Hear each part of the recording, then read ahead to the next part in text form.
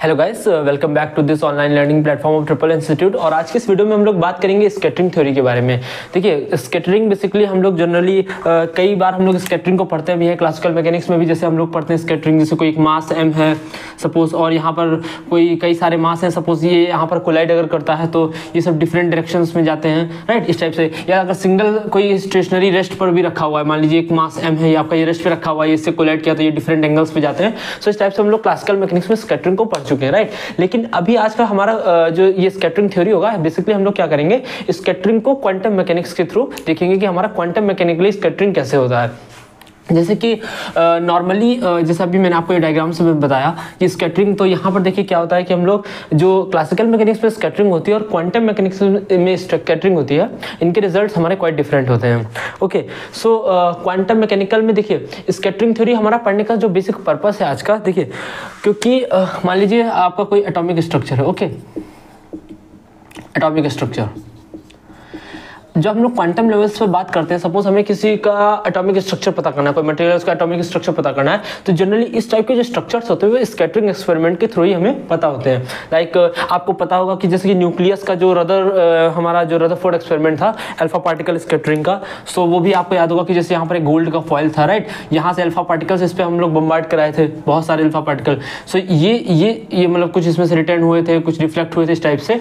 सो ये सब भी देखिए हमारा क्या क्वांटम मैकेनिक्स में, ये सब स्कैटरिंग थ्योरी से हम लोग इन टाइप के जो एक्सपेरिमेंट्स हैं इनको हम लोग स्कैटरिंग थ्योरी के थ्रू ही एक्सप्लेन कर सकते हैं। सो इस वजह से हम लोग जो है स्कैटरिंग थ्योरी क्वांटम मैकेनिक्स में एक सेक्शन बना करके इसको हम लोग स्टडी करते हैं। ओके ना, देखिए मतलब इस कहने का मतलब ये है कि आप कहीं पर भी क्वांटम फील्ड में जाएंगे, क्वांटम मैकेनिक्स के एटॉमिक लेवल या सब एटॉमिक लेवल पे हम लोग अगर बात करेंगे, तो स्कैटरिंग हमारा थ्योरी बहुत ही हेल्पफुल होता है किसी भी प्रोसेसेस को समझाने के लिए। ओके ना, डिफरेंस अगर हम लोग देखिए समझे कि क्लासिकल में, राइट, क्लासिकल जो स्कैटरिंग हो रहा है और क्वांटम स्कैटरिंग हो रहा है, इसमें काफ़ी डिफरेंस होता है, राइट। सो हमारा टास्क क्या है, क्वांटम स्कैटरिंग। देखिए क्वांटम स्कैटरिंग क्या होता है, जैसे कि आप हम लोग ने अभी जैसे गोल्ड फॉइल का एग्जांपल है, suppose this is our gold foil, तो यहाँ पर बहुत जो ये पार्टिकल्स हैं, नंबर ऑफ पार्टिकल यहाँ पर क्या होते हैं, बहुत ज़्यादा पार्टिकल हमारे एक साथ इंसिडेंट होते हैं, राइट।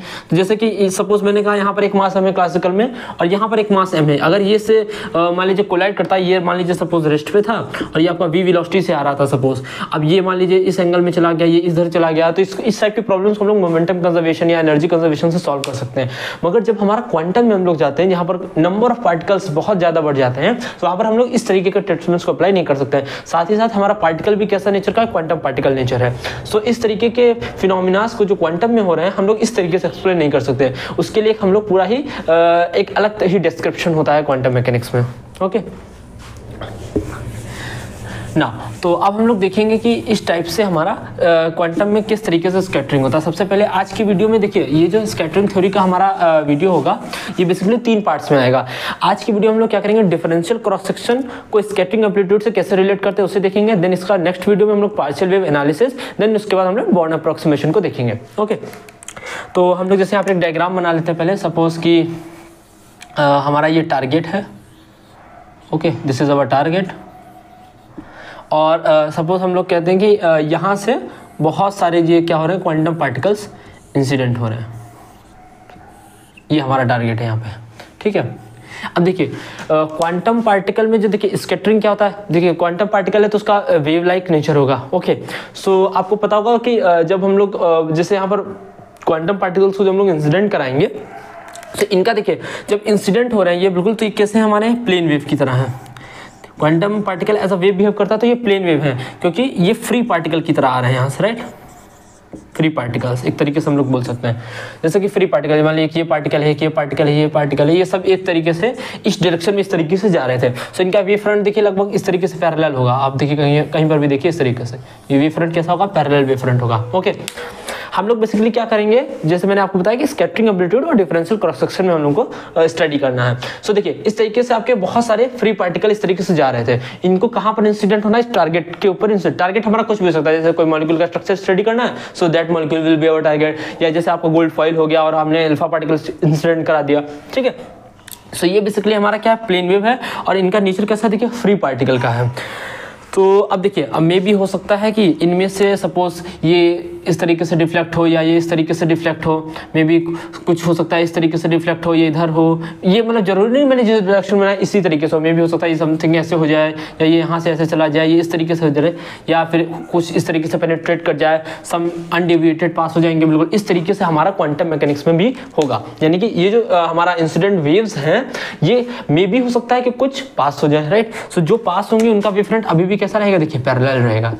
अब देखिए ये इस तरीके से भी इधर डिफ्लेक्ट हो सकता है, ये कोई रिटर्न बैक भी इस तरीके से मतलब हर डायरेक्शन में हमारा क्या हो सकता है, डिफ्लेक्शन भी आ सकता है। दैट मीन्स कि हो सकता है कि जो प्लेन वेव जा रही थी वो इस टारगेट से इंटरेक्शन उनका ना हो पाया हो और वो जैसे थी वैसे ही पास हो गई। तो देखिए प्लेन वेव फ्रंट था तो प्लेन वेव फ्रंट ही रहा। अब देखिए लेकिन जो स्कैटर्ड हो रहे हैं वो हर डायरेक्शन में ओवरऑल 360 डिग्री में आपका हो रहा है। 360 डिग्री मतलब 2 डायमेंशन में, और उसको आप देखिए मतलब थीटा और फाई दोनों कोऑर्डिनेट, इसको स्फेरिकल समझिए इस तरीके से, बिल्कुल इस तरीके से पूरे, जैसे कि यहाँ टारगेट है इस तरीके से कुछ पास हो गया तो उनका प्लेन चला गया, देन स्कैटर्ड भी हो रहा है तो पूरा 3 डायमेंशन में स्कैटरिंग हो रही है, राइट। सो इसका देखिए जो वेव फ्रंट होगा वो इस तरीके से कुछ होगा, इस तरीके से कंप्लीट स्फेरिकल भी नहीं होगा, क्योंकि कंप्लीट स्फेरिकल मतलब होगा भी तो कुछ स्पेशल केसेस में ही होता है, राइट। तो इस तरीके से इसका कुछ वेव फ्रंट दिखेगा। तो इसको मैं इरेज करके एक अच्छा सा डायग्राम बनाते हो तो उसमें क्लियर दिखेगा, ओके। तो इस तरीके से हमारा स्कैटरिंग हो रहा है। अब क्वेश्चन आता है कि हम लोग स्कैटरिंग को मेजर कैसे करेंगे, ठीक है। तो ये मैंने आपको समझाने के लिए डायग्राम बनाया था। एक हम लोग यहाँ पर डायग्राम बनाते हैं, देन हम लोग क्वेश्चंस को भी देखेंगे। सो सपोज कि ये आपका टारगेट है, ओके, और यहाँ से आपकी ये क्वांटम पार्टिकल इंसिडेंट हो रहे हैं इस तरीके से, और इस तरीके से इनका डिफ्लेक्शन हो रहा है, कुछ ऐसे ही पास हो गए हैं, यहाँ से बहुत सारे हैं मतलब इस तरीके से, ओके, और कुछ इस तरीके से, कुछ इस तरीके से, इस तरीके से। सो एक तो हमारा जो प्लेन वेव फ्रंट था, ये प्लेन वेव फ्रंट यहाँ पे रहेगा, ओके, और ये देखिए स्फेरिकल पूरा 3 डायमेंशन में आपका इस तरीके से हो रहा है, ओके। अब देखिए जैसे कि क्लासिकल में हम लोग अपने पैरामीटर्स को कैसे मेजर करते हैं, मोमेंटम कंजर्वेशन लगाते हैं, कोई मास वेलोसिटी v से आ रहा था तो कोलिजन के बाद कितने एंगल पे कोई डिफ्लेक्ट हो रहा है, दीज आर द पैरामीटर्स जिसमें हम लोग बात करते हैं। लेकिन जब क्वांटम मैकेनिक्स में हम लोग बात करेंगे तो हम लोग देखिए क्या करते हैं, यहाँ पर एक सॉलिड एंगल बनाते हैं कि क्योंकि देखिए हमारा बात किस में पूरा 3 डायमेंशन में हो रहा है। सो हमें क्या करेंगे, एक छोटा सा सॉलिड एंगल डी ओमेगा बनाते हैं। यहाँ पर देखिए डी ओमेगा, सपोज कि इसको मैं रेस कर रहा हूँ यहाँ से, ओके। तो सपोज कि ये थीटा एंगल पर कोई हम इस तरीके से मान लीजिए इस तरीके से वेव जा रहे थे, इसको थीटा एंगल पर, और थीटा एंगल पर एक हम लोग ने इस तरीके से, सपोज ये इस तरीके से हमारा जा रहा है इस तरीके से, राइट, इस तरीके से पार्टिकल जा रहे थे। हमने कहा थीटा एंगल पे कुछ स्कैटर्ड हो रहा है और इस डी ओमेगा एंगल में, यानी आपको एक समझ आ गया, एक एरिया बन गया है, राइट, ये प्लेन देन थीटा देन इस तरीके से उसको घुमा दीजिए तो एक एरिया आपको मिल जाएगा 3 डायमेंशन में। वो एरिया यहाँ पर है तो इसका एंगल ये कितना है, डी ओमेगा, ओके। ये सॉलिड एंगल है बेसिकली, ओके।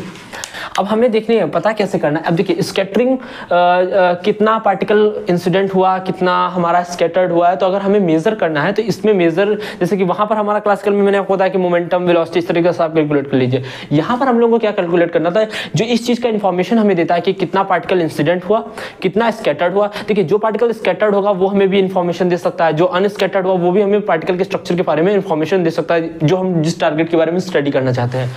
सो इस तरीके से स्कैटरिंग हो रहा है। तो हमें क्या करना है, देखिए यहाँ पर जो पैरामीटर हमें बताएगा, इंफॉर्मेशन देगा कि कितना पार्टिकल स्कैटर्ड हुआ, कितना नहीं हुआ, सो वो होता है differential cross section, okay, differential cross section.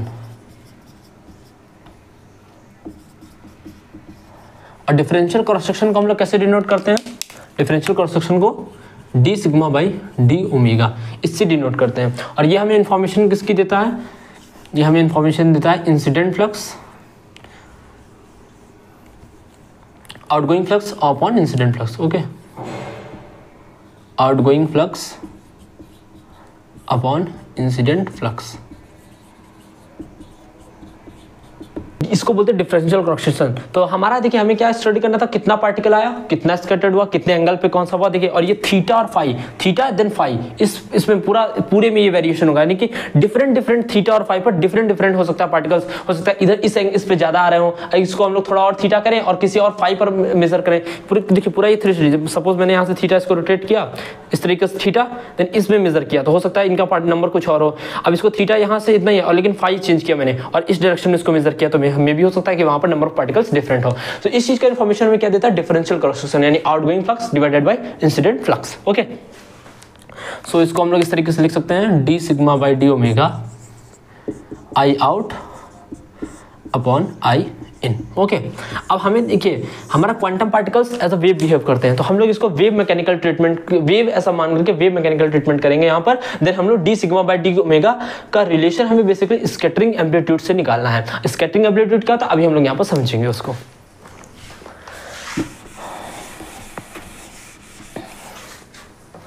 सो जैसे ये हमारा इंसिडेंट, सपोज टारगेट एंड यहाँ से आउटगोइंग जो भी है हमारा, कैसे भी हो सकता है, ठीक है। सो देखिए अब मान लीजिए इस डायरेक्शन को मैं जेड डायरेक्शन मान लूँ। ओके, अब देखिए अगर मैं इंसिडेंट की बात करूँ, साई इंसिडेंट हम लोग एज अ वेव ट्रीट कर रहे हैं, तो इंसिडेंट देखिए कैसा है, बिल्कुल आपका प्लेन वेव, राइट, कोई डिफ्लेक्शन नहीं, बिल्कुल जिस डायरेक्शन में जा रहा है उसी डायरेक्शन में। तो ये हमारा किस डायरेक्शन में जा रहा है, जेड डायरेक्शन में। सो जेड डायरेक्शन में हमारा प्लेन वेव का इक्वेशन क्या होता है, जैसे कि सपोज ए ई की पावर आई के एंड जेड, और ये हो गया हमारा प्लेन वेव मतलब जो इंसिडेंट का वेव फंक्शन है। इसी तरह हम लोग जो साई स्कैटर्ड है, स्कैटर्ड वेव फंक्शन देखिए कैसा है, हम लोग स्फेरिकल मान सकते हैं। तो स्फेरिकल का आपको कैसे हो सकता है, ए की पावर आई के आर डिवाइडेड बाई आर, ये होता है हमारा स्फेरिकल वेव का फॉर्म। मगर यहाँ पर जैसे मैंने आपको बताया कि ये थीटा फाइव पर क्या हो रहा है, डिफरेंट थीटा डिफरेंट फाइव पर ये चेंज हो रहा है। मीन्स कि जो ये स्फेरिकल वेव फ्रंट है ये थीटा और फाइव के अकॉर्डिंग वेरी कर रहा है। तो यहाँ पर एक फैक्टर आता है एफ थीटा फाइव, इसको हम लोग बोलते हैं scattering amplitude, F theta five को।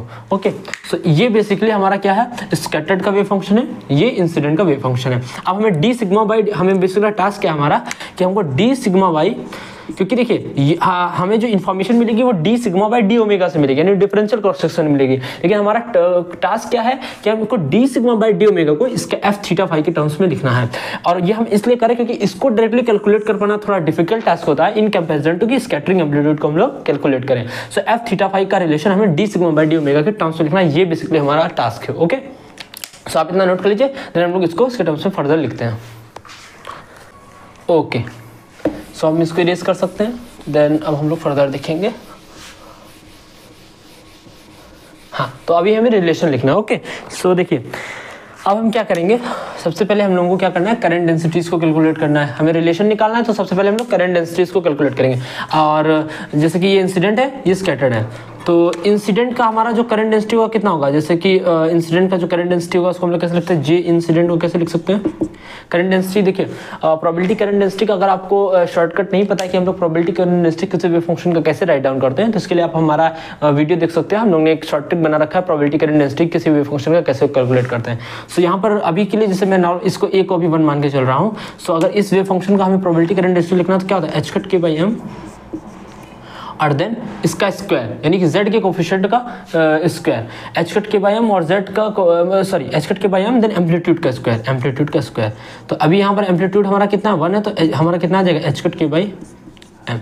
ये प्रोबेबिलिटी करंट डेंसिटी हो गया हमारा। ओके, और ये किस डायरेक्शन में, z कैप के देखिए इसी तरफ तो हमारा करंट जा रहा है जो इंसिडेंट वाला, ये देखिए इस डायरेक्शन में, तो z कैप इसका डायरेक्शन होगा, ये उसका मैग्नीट्यूड हो गया। सिमिलरली हमारा जो जे स्कैटर्ड का करंट डेंसिटी कितना होगा, जे स्कैटर्ड का करंट डेंसिटी हमारा कितना होगा। सो इसका देखिए एच कट के by M. Okay, and then हमारा इसके एम्पलीट्यूड का स्क्वायर, यहाँ पे एफ थीटा फाइव एम्पलीट्यूड है, तो एफ थीटा फाइव के मॉड का स्क्वायर और डिवाइडेड बाई आर स्क्वायर। देखिए ये एम्पलीट्यूड है, ये वाला एक्सपोनेंशियल वाला पार्ट होंगे। सो ये हो गई हमारी प्रोबेबिलिटी करंट डेंसिटीज। इससे हम लोग क्या करेंगे, फ्लक्स निकालेंगे अब पहले। ओके, सो इंसिडेंट फ्लक्स हमारा कितना है, इंसिडेंट फ्लक्स हमारा यहाँ से कितना आ जाएगा, देखिए क्योंकि हम लोग बेसिकली कि ये क्यों कैलकुलेट करें, D sigma by D omega हमारा क्या था, आई आउट गोइंग फ्लक्स अपॉन, यही तो फॉर्मूला था, इन गोइंग हमारा इंसिडेंट फ्लक्स। सो हम लोग बेसिकली आई आउट और आई इन को कैलकुलेट करना चाह रहे हैं, उसके लिए हमने पहले प्रोबेबिलिटी करंट डेंसिटीज कैलकुलेट किया, then we will calculate I incident and I out going. Okay, so I incident हमारा यहाँ से कितना हो जाएगा, सो आई इंसिडेंट हमारा यहाँ से हो जाएगा integral J vector dot D S vector suppose. Okay, so probability current density हमारा इंसिडेंट कितना है, एच कट के by M and Z cap dot. देखिए ये जो इंसिडेंट है इसके लिए एरिया तो यही होगा। ओके, सो ये एरिया होगा इस टाइप से, क्योंकि प्लेनर वेव फ्रंट है हमारा। सो डीएस और area vector Z cap. So ये कितना हो जाएगा हमारा DS and then Z cap. So ये हमारा कितना हो जाएगा, एच कट के बाई एम एंड देखिए Z cap dot Z cap, तो 1 हो जाएगा इंटीग्रल ऑफ डीएस। ओके, और ये हो गया डीएस, तो एच कट के by M into area, area basically देखा ना डीएस सरफेस का एरिया। सो आई इंसिडेंट ये इतना हो गया, और पर यूनिट एरिया अगर सेम लिखें तो आई इंसिडेंट यानी पर यूनिट एरिया, एक तरीके से आप इसको सुन लीजिए, तो एरिया यहाँ से हट जाएगा, तो एच कट के बाई एम है। ये इंसिडेंट फ्लक्स हो गया, ये पर यूनिट एरिया आपको ध्यान रखना, ओके, पर यूनिट एरिया, क्योंकि रेशियो में एरिया बाई एरिया कैंसिल हो जाएगा तो हम लोग per unit area directly calculate कर लेते हैं, ठीक है। तो अब यहाँ पर हम लोग क्या करते हैं, ये हो गया, एंड देन हम लोग क्या करेंगे, स्कैटर्ड के लिए भी आई आउट कैलकुलेट करेंगे, यानी कि आउटगोइंग फ्लक्स हमारा कितना है, ओके। सो और यहाँ पर डायरेक्शन भी लगा लीजिएगा आर के, अब क्योंकि किसी भी आर के डायरेक्शन में हो सकता है, जो स्कैटर्ड वाला है ये किसी भी आर के, क्योंकि स्फीयर है तो आपका किसी भी आर डायरेक्शन में हो सकता है, ओके। सो ये हो गया, तो इसको यहाँ नोट करते हैं, इसके यहीं पर हम लोग कैलकुलेट कर सकते हैं उसका भी। तो अब थोड़ा सा जल्दी करेंगे इसका कैलकुलेशन। सो हमारा ये कितना हो जाएगा, आई आउट का हमारा कितना हो जाएगा, इंटीग्रल जे वेक्टर हमारा कितना है, यहाँ से देखिए एच कट के by M F theta phi का स्क्वायर मॉड का square then R square R cap dot area कितना, देखिए क्या होगा।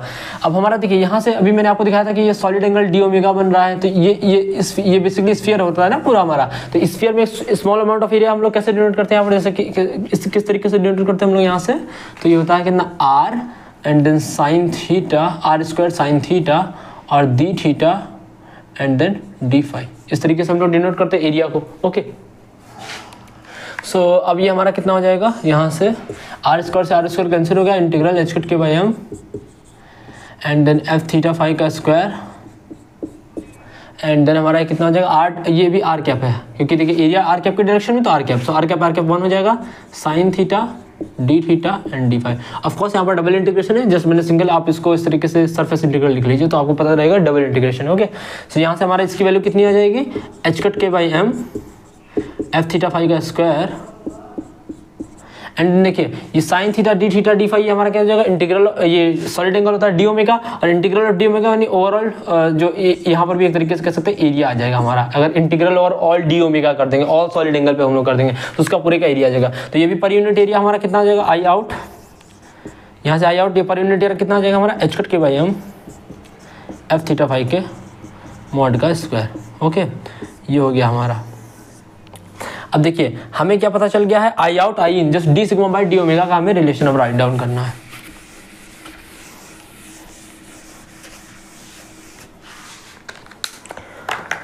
सो यहाँ से हमारा D sigma by D omega differential cross section कितना आ जाएगा, आई आउट हमारा कितना है, एच कट के by M F theta phi के मॉड का square divided by H out कितना हमारा, एच कट के बाई एम, ओके, ये वाला। सो एच कट के बाई एच में कैंसिल हो गया, तो D sigma by D omega हमारा कितना हो जाएगा, यहाँ से ये हो जाएगा एफ थीटा फाई के मॉड का स्क्वायर। ये हमारा जो बेसिकली आज का टास्क था ये हो गया कंप्लीट, क्योंकि देखिए हम लोगों ने क्या किया, डिफरेंशियल क्रॉस सेक्शन डायरेक्टली हम लोगों को कैलकुलेट करना थोड़ा टफ का टास्क था, तो हमने क्या किया, डिफरेंशियल क्रॉस सेक्शन को स्कैटरिंग एम्पलीट्यूड के टर्म्स में राइट डाउन यहाँ से कर लिया है, ओके। ये डिफरेंशियल क्रॉस सेक्शन है आपका,